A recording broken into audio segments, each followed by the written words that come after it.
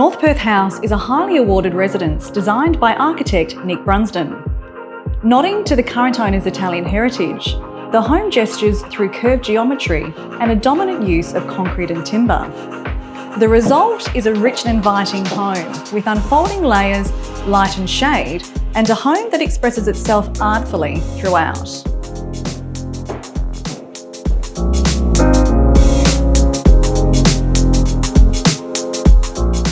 The design brief for this house was really thorough and particular, and was out of the taste and sophistication of the clients, which had just such a deep understanding of great architecture, great spaces, and was just a delight and a breeze to work with.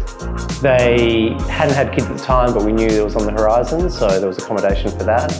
It was a place that gave them sort of inner city, inner urban access, but still was a refuge and a sanctuary away from all that busyness. Being a house in an inner city location, we wanted to make sure that it had flexibility about how you could entertain and recreate and come together and come apart as well when you needed to. So we have a rear yard that's north facing, that sort of has got grass in it, kick a soccer ball around. But then we have a rooftop terrace on the top with great city views that is a place more for parents to kind of clink a champagne glass and entertain and have a bit of separation from distinct areas and sort of pockets of family and friends as they come over.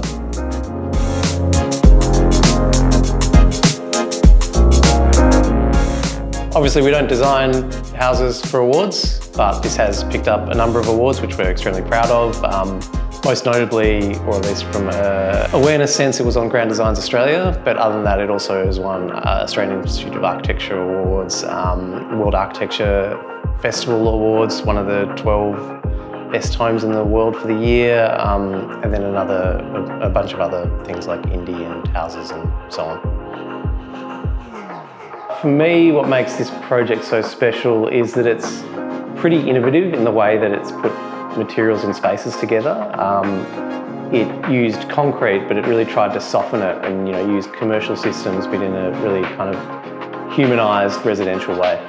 My favourite moments or spaces in the home is actually where we're sitting right now. It's the first thing you see when you come inside the house, and it's where it all comes together and makes sense, where you see the two floors interlocking and coming across each other, and you get that height and that joy and the light and the different ways that it kind of comes through and plays throughout the day, and it's such a beautiful, changing, sort of restful space.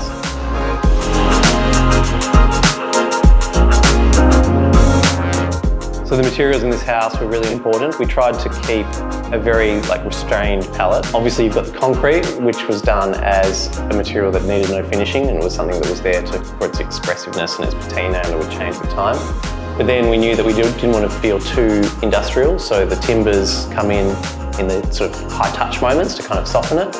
And then the other major material is the polycarb, which sits on the east and west, which sort of brings that light in and diffuses it, as we see here, coming in over the top. On a smaller block, it's important to keep long sight lines through the project and through the building. So we always had this idea where when you open the front door, you could see the back fence. So you had the length of the house. And by the same token, when you get to this point here, you see boundary to boundary that way. So you're always getting height, length and width through the house, so it never feels small or pokey. It's always generous and expansive.